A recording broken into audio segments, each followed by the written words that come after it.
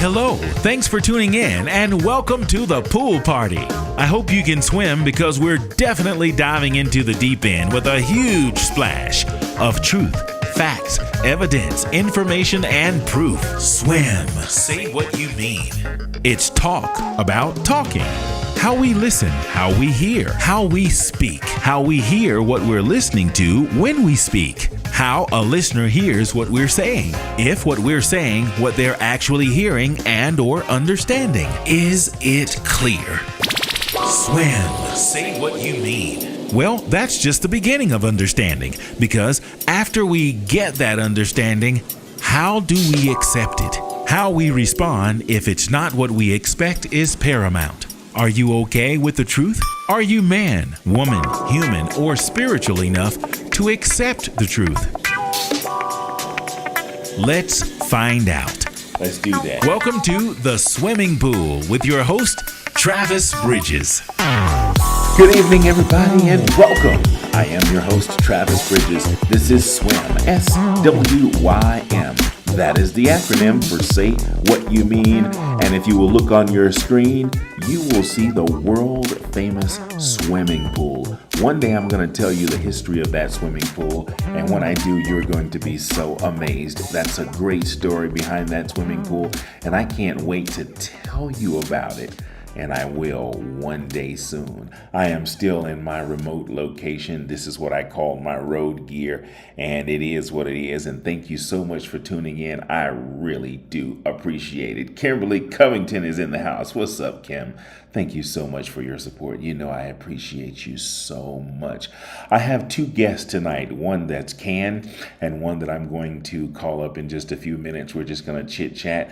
And I'm thinking that maybe in about 40 minutes tops, I will be long gone. This live stream is usually about an hour, but I've been, cutting it a little short for personal reasons. Don't worry about why. But soon and very soon, we will be back to normal, riding in the saddle high. And it'll just be that way. Anyway, here's hoping you had a wonderful holiday break and that your new year is off to a great start. I know mine is. Oh my God. When you get my age and you have experiences in life, man, I don't even know what to say. Things that used to be are not the same, and things that are the same, just not how they used to be. What? Yeah. After you've been on the planet for a while, it's amazing. And I'm thinking whenever I was younger, let's just say 10, maybe even 20 years ago, I remember I had no idea what life would be like now or the things that I've experienced, but they have been amazing. And although I've had some bumpy roads along the way, I'm excited and happy about what's coming ahead. Anyway, I do have a caller standing by. I'm going to get right into it. And maybe I'll, hold on a second. Maybe I'll what? Maybe I'll learn something new myself. Just one second. Okay. Ooh, please answer.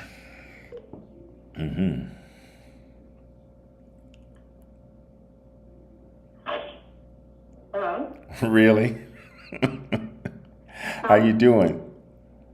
I'm good. How are you? Not bad at all. I want to do something. You ready? Happy birthday to you. Happy birthday to you. Happy birthday, dear sister. Happy birthday to you. Also, it's Kimberly's birthday this week, too. So that was a happy birthday for you and for my friend Kimberly. So happy birthday to you. Are y'all Capricorns? You best believe it.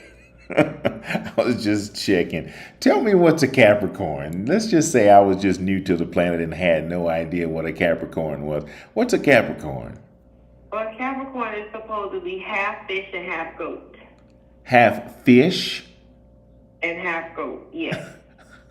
Half fish and half goat. How does that combination come? What does that mean? Is that like different personality thing? What is it really? What Yeah, does it that's really mean? different personality. Well, you gotta remember for each sex. So the male, I think, is more of the goat. The female is more of the fish. You know what I'm saying? So, men, some male Capricorns could be kind of stubborn. Just hard to get along with. The women Capricorns, but a Capricorn personality, period, is very devoted. When you have a Capricorn friend, they're not going to beat around the bush. They're going to always have your back. They're going to tell you the truth, whether you like it or not. So Capricorns are good people to have. Very faithful, very loyal, but don't cross them. Okay. You know what? I'm going to go ahead and say there's probably some truth in some of that because my dear mother, may she rest in peace, she was a Capricorn. And let me tell you something about my mother. Yes. She didn't play the radio with you. That's And right. I find a lot of things that, were part of my mother's personality traits are like me. My mother was kind of, let's see, what do I remember most about my mother's personality as it relates to her sign? She was straight ahead. She did tell you, she would say, I'm not going to sugarcoat it. And Yeah. she did not, she said she didn't sugarcoat and she didn't, how would she say it? She would say, I'm not skinning and grinning. She would not skin and grin, and she would not sugarcoat. She was just straight ahead. And there's something about my mother I notice about me. How do I say this without, my mother she gave respect where it was due.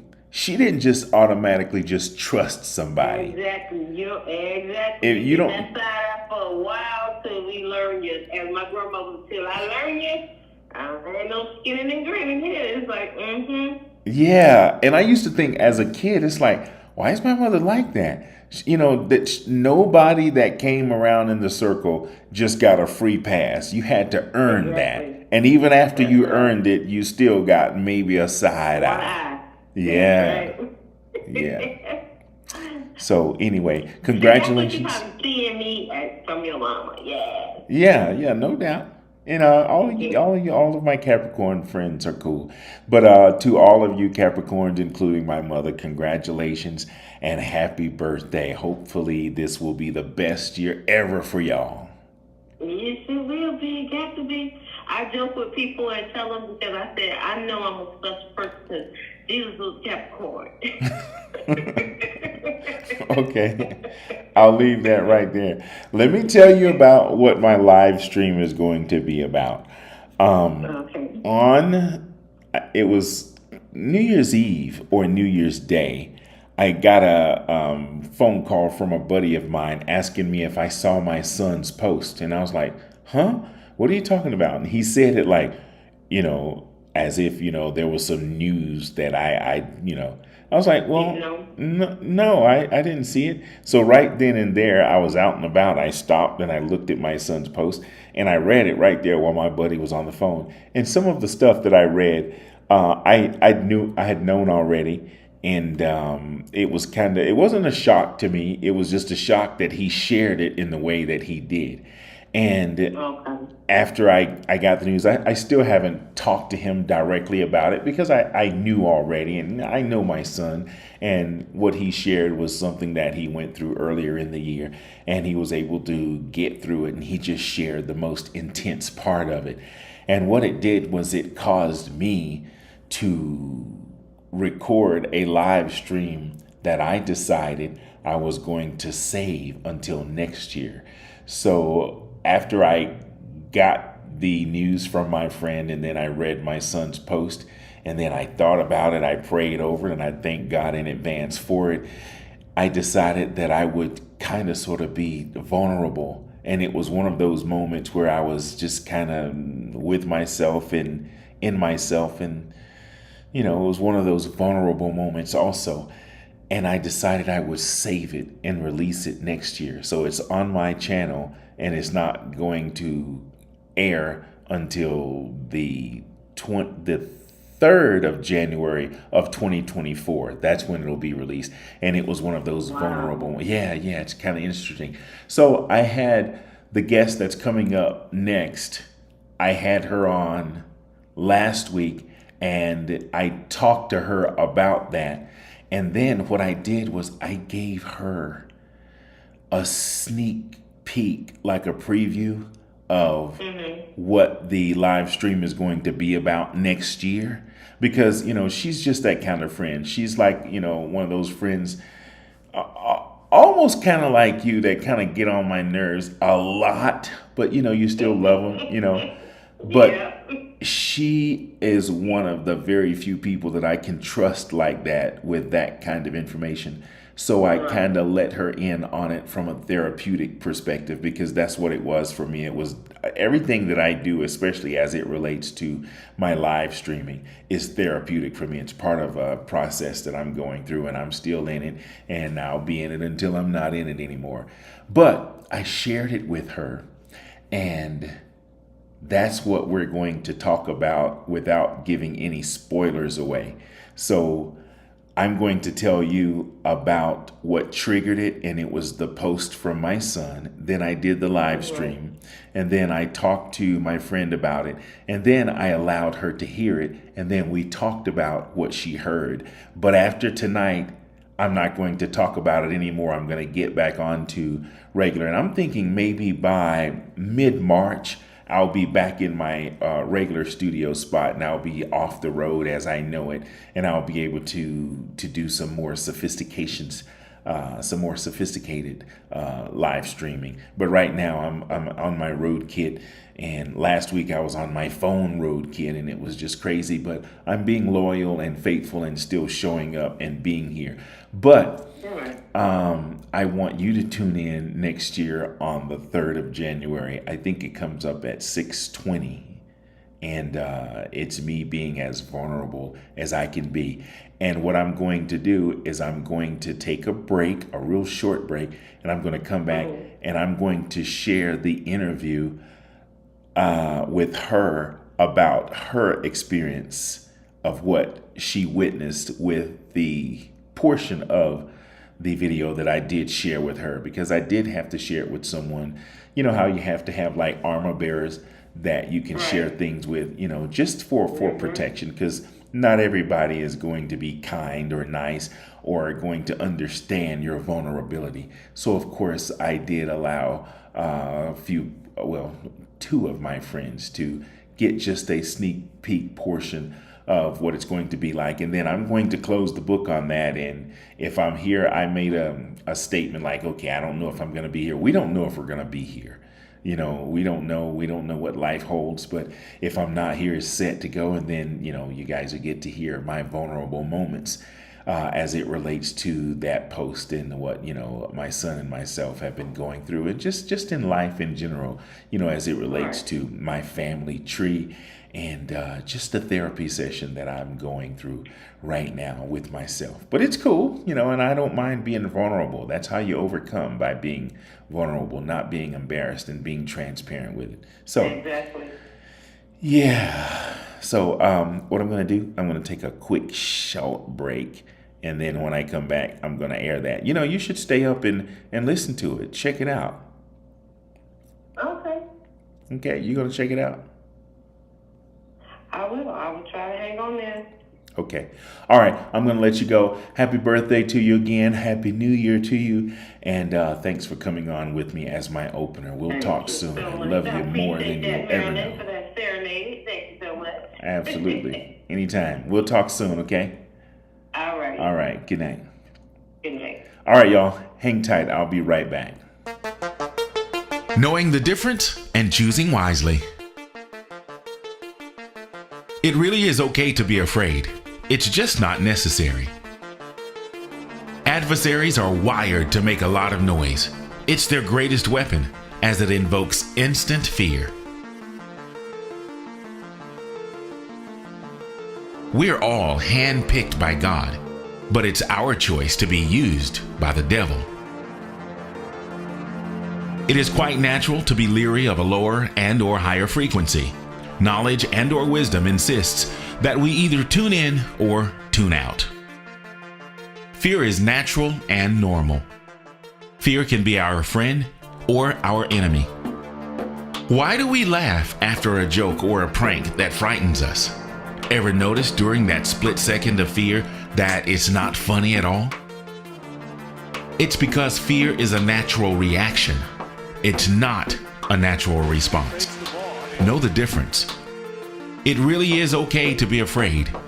It's just not always necessary.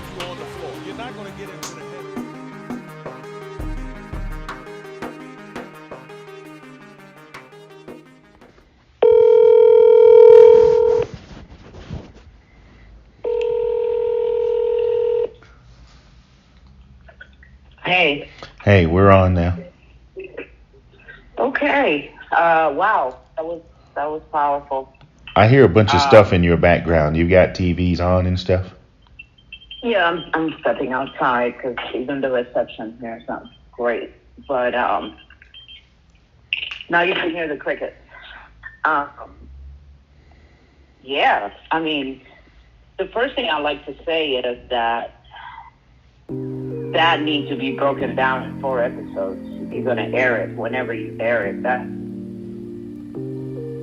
is so much that, it needs to be unpacked. Every quarter needs to be unpacked and digested because it's so thick. Obviously I've never seen you so raw, and it's just very powerful. So.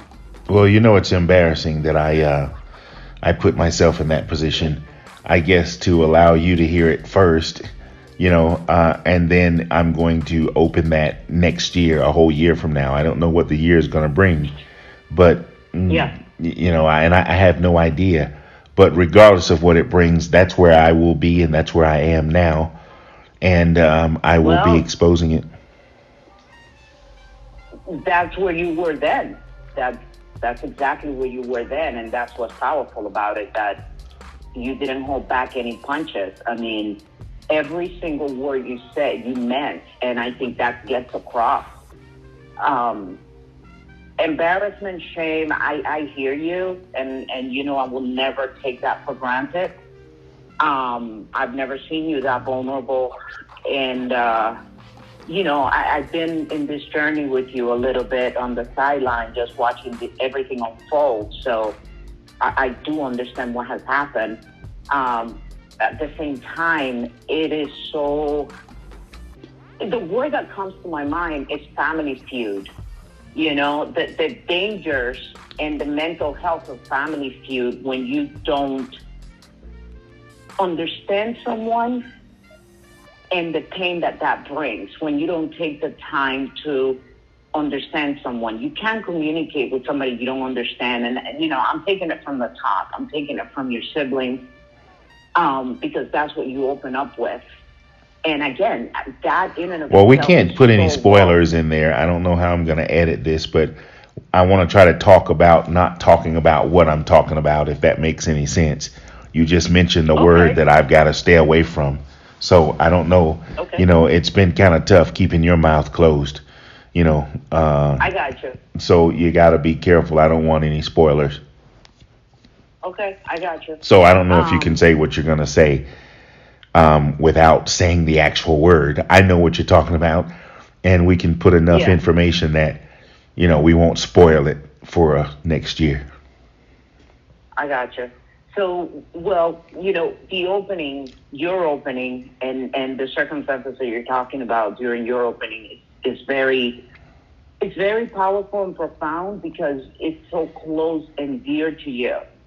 And, obviously that type of vulnerability is not something that you necessarily disclose or share with people, even with those that you're having, whatever conflict you're having. So, it kind of sets up the entirety of the rest of the documentation to be that deep, and so I was just commenting on that it's a lot to unpack, and I think it's something that is hard to digest in just one sitting, especially because it is so vulnerable.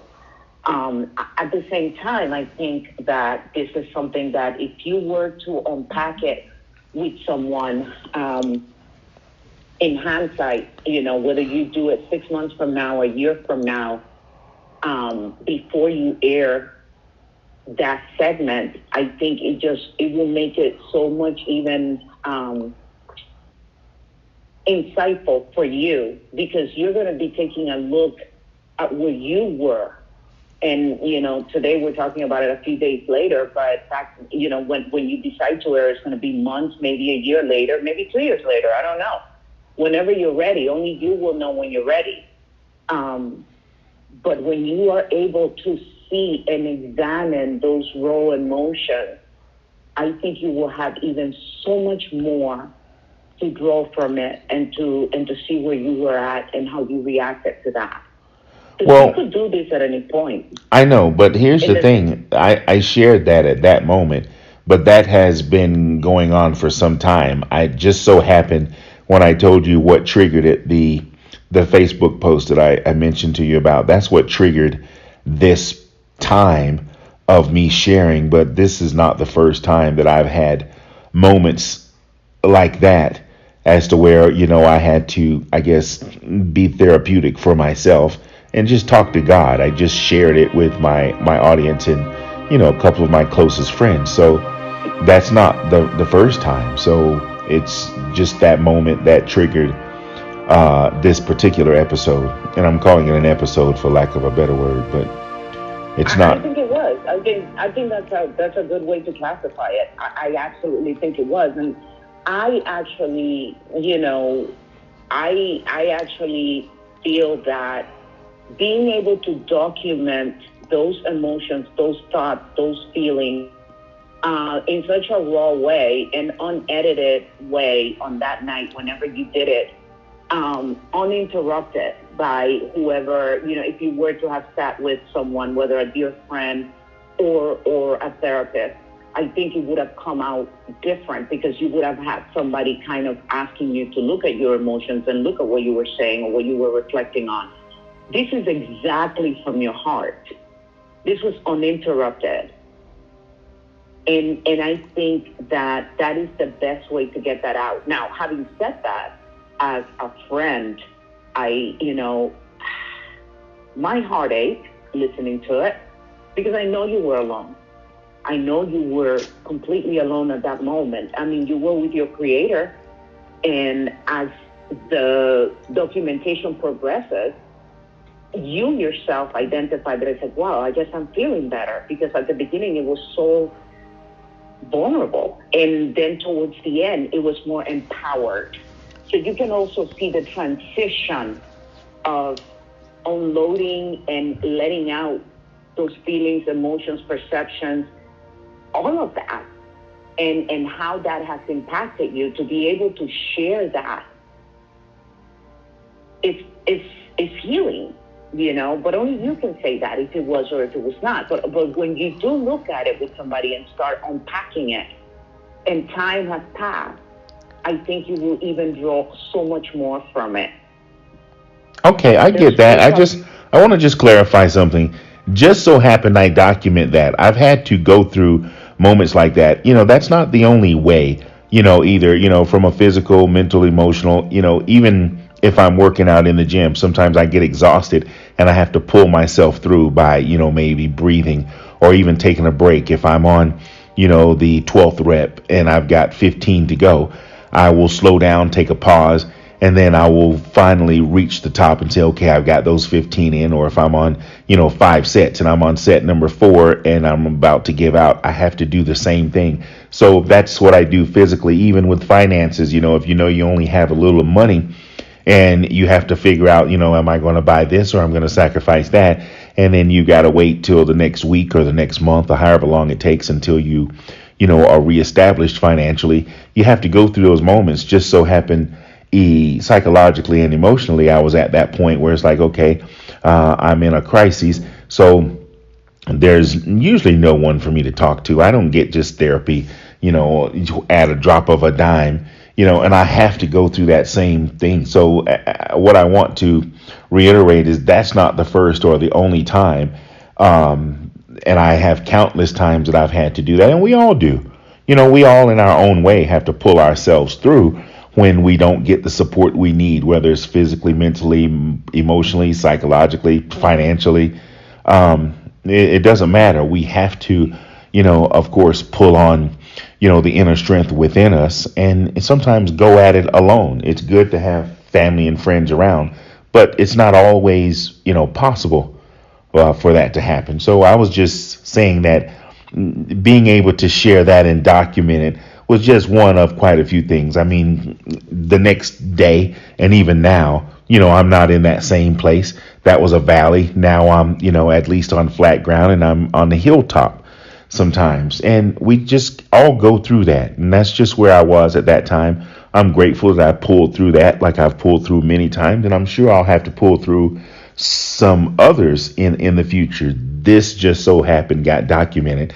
And I'm saying that to say there are many people who go through that and they don't have that outlet, to do that. And they either turn to drugs or sex or alcohol or, what you name it, as outlets. Just so happened I had my recorder and my ability to edit and be able to share. And even if I didn't document it that way, I still have those thoughts and I still speak, to, my inner being, God, for lack of a better word. I talk to God and he hears me.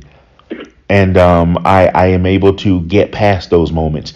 And like the very next day, I'll be on stage with my horn or behind the microphone recording a voiceover or doing something. And I'm sort of back to normal. That was just one of those moments that I just so happened to document and that I'm going to share based on how I expect the year to unfold and the things that I expect to change as the year unfold as it relates to those topics that I shared.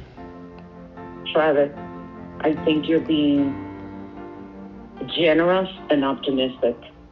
I think you are. I hear what you're saying. I heard everything you said. There are times where we don't make it through, and you know that. Of course. Now more than ever. Now more than ever.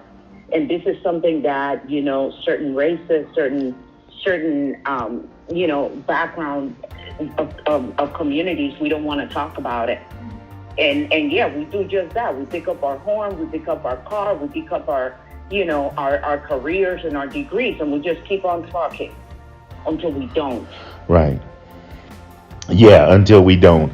And my heart goes out to those who don't and who just don't get through, because it's very normal when we put on our makeup and our new clothes and our good smelling cologne and we get the car all cleaned up and we step out. We've got our game face on, and that's cool. We should have our game. We're not supposed to be out in the streets looking crazy, but we all go back to our places of where we face what is known as reality, and it's not always as shining as the glitter we put on when we're out and about. And I've it's been like that my entire life, and I'm not embarrassed about it.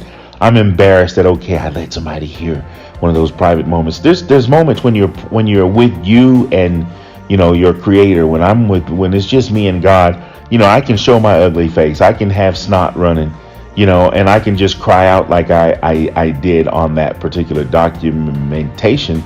But you don't show that in public. You don't share that with people. I mean, it's not like I was sitting with an interview on national TV and then just kind of got caught up in the moment.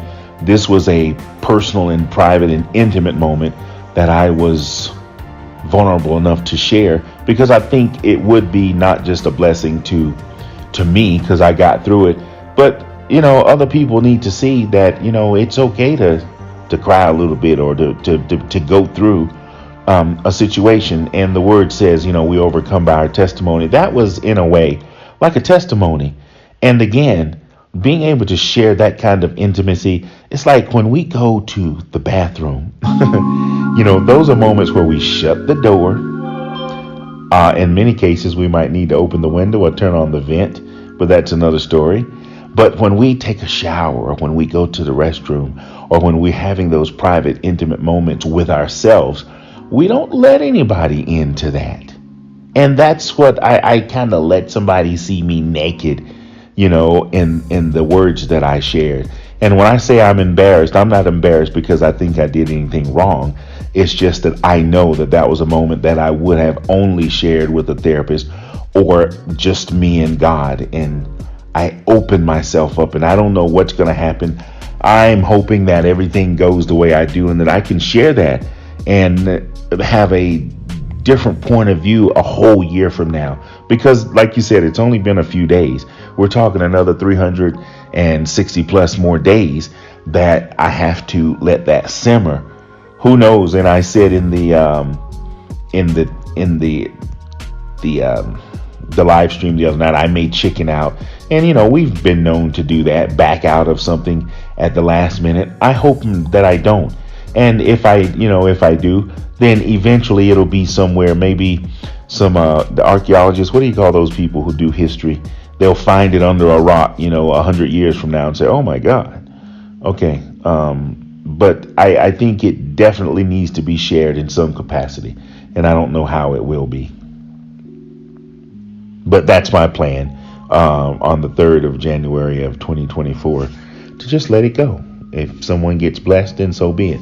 And I can only imagine, the critics might say, oh, you weak, you were soft, because I was vulnerable. I guess I have to be okay with that because I am exposing myself. Did I lose you?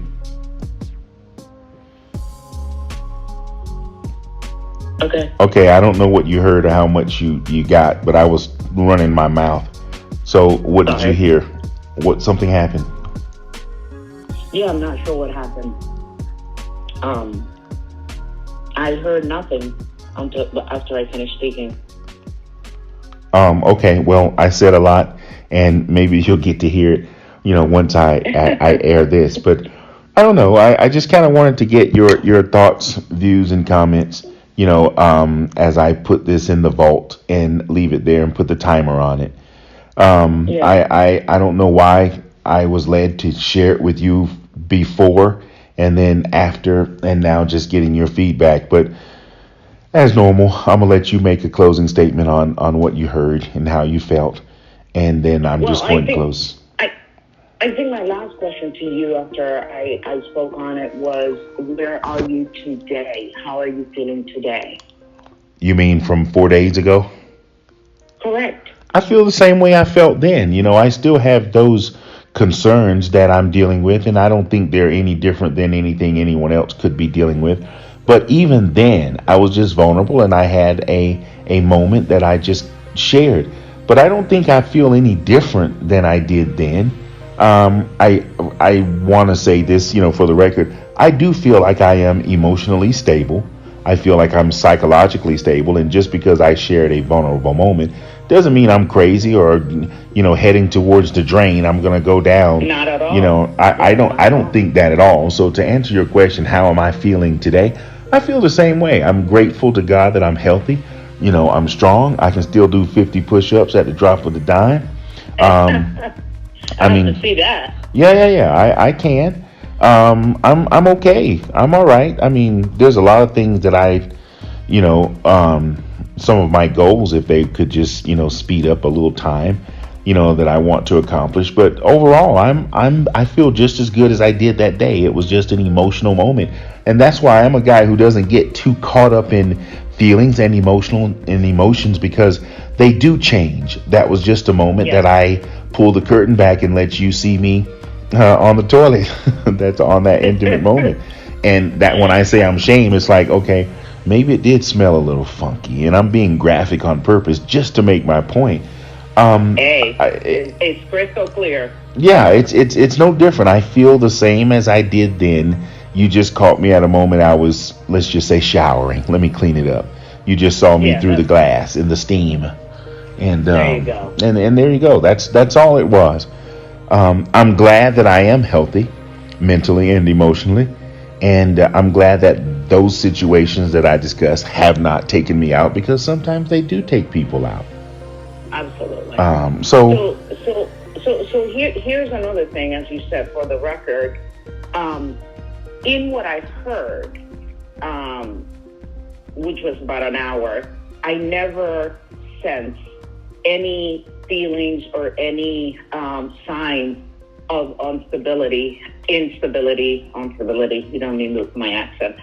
At any point, in the contrary, I think, as a human who's been around for a bit, I am more concerned when people don't express their feelings and their emotions and how things are impacting them and affecting them, because we are, the word also said, and I don't want to come across very preachy, but I think I am a preacher and deep down in my heart. God is touched with the infirmities, right? He's touched with everything that we experience, that we feel. And I think that's why, I feel that sometimes it's irresponsible the way we act or the things we say or how we disregard certain things, or we become dismissive. And that's sometimes, it's because the culture that we're in is a microwave culture, and we want everything now, and we can become very self-centered because we live in a Western society. Having said that, I think it's on every one of us to be mindful and to be aware of the individuals that we have an impact on, because it makes a big difference. And the saddest part about it all is that it can all be resolved with learning to know the person that you're interacting with and to love them as they are and accept them as they are. And as you know, when we talk about race, when we talk about sexual identities and so many different areas in this Western society, those are some of the issues that come up all the time. We do not want to accept people as they are. We don't want to honor people and honor what they want. At the end of the day, we become so self-absorbed with our own needs and our own desires that we want to turn somebody else's desire away. So it's very toxic. But I think the more you are able to have those moments and to be okay with sharing it without the shame, the guilt, I think the healthier you will be, and to hell with everybody else that doesn't think the same. As long as you can go to sleep at night, that's all you need. And I promise you, that night and every other night, I may toss and turn sometimes, but I do rest well. It gets aggravating. And let me just say this, and in closing, if there was anything I was feeling, I'm trying to answer your question without, or trying to not avoid your question. You asked me how was I feeling. If there was any kind of emotion attached to what I was expressing, I am pissed off.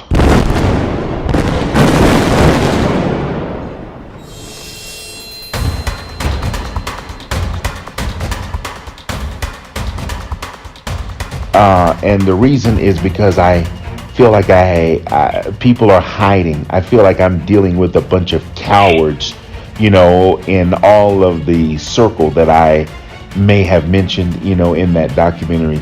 It's like I'm dealing with people who either don't know how to or don't want to, or just doing what cowards do. They go and hide after they do some dirt, or when they are dirty themselves, no one wants to come out. So it just makes me mad that it's like I can get butt naked and come out here and express myself, as hard as it is. You lose family and you lose friends when you're honest and you're straightforward. And, when you hold fast to who you are, and you stand strong, you're going to lose people, because not many people want to be around light or truth. Not that I'm light or truth, but I try to stand as close to light and truth as I can. And now I'm even in speaking, I feel like I'm getting some information. I have a right to be aggravated. I said I was pissed, and Lord forgive me for using a cuss word, a semi-cuss word. But I'm just aggravated because I haven't been able to get responsibility, accountability, or dependability from people that are close to me, who, it's what I pride myself in.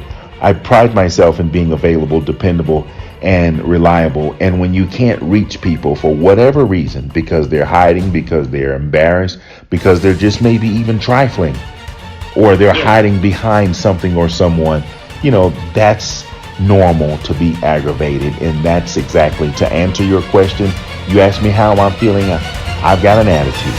And, sometimes when you're angry, you can cry or you can show emotion. And that's what I did. I was vulnerable because I'm just kind of aggravated, with the whole situation. But when you talk about it, you do feel better. I talked about it. I do feel better. I'm talking about it a little bit more, and I'm okay. I think I'm going to be fine.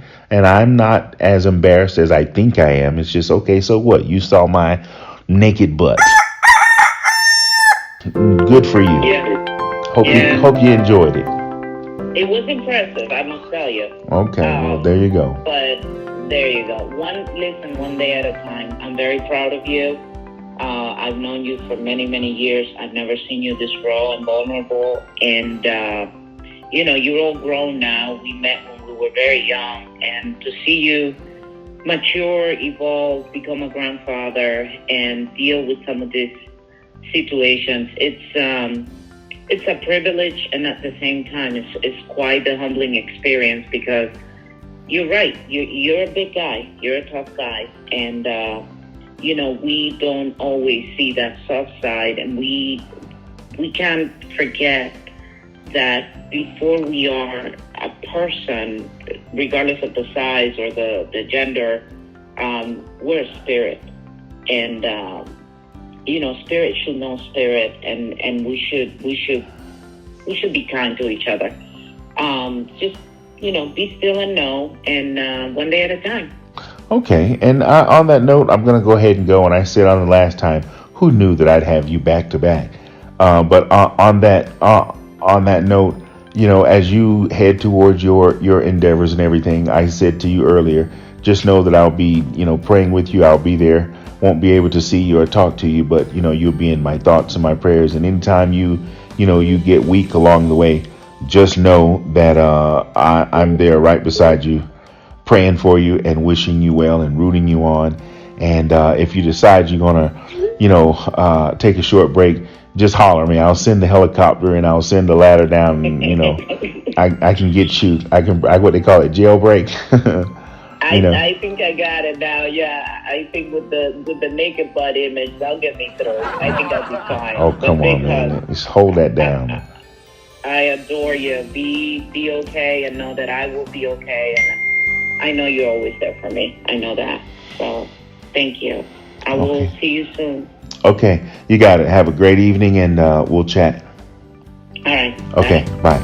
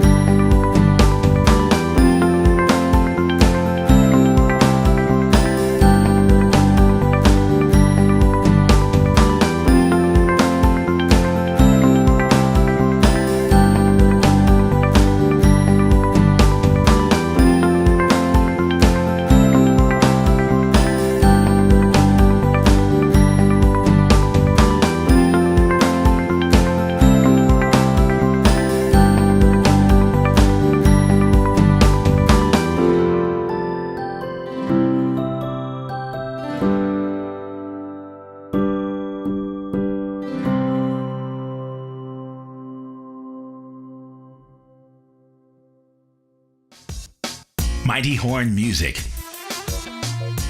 Smooth jazz, top 40, R&B, inspirationals, and more. Live from the Hollywood Home Studio. Like, share, subscribe. And thanks for tuning in. SWYM. Swim. Say what you mean.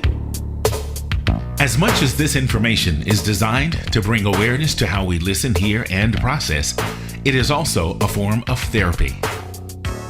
The little person inside of all of us needs to be heard. As adults, even listening to ourselves is a form of healing, strengthening, and growth. It's okay to speak, talk, express yourself, and be heard, even if you're the only listener. If our testimony does anything at all for anyone else, that makes the continued effort worth the time. Get the words out. You'll feel better, And that's a promise. Thanks for tuning in. We really appreciate it.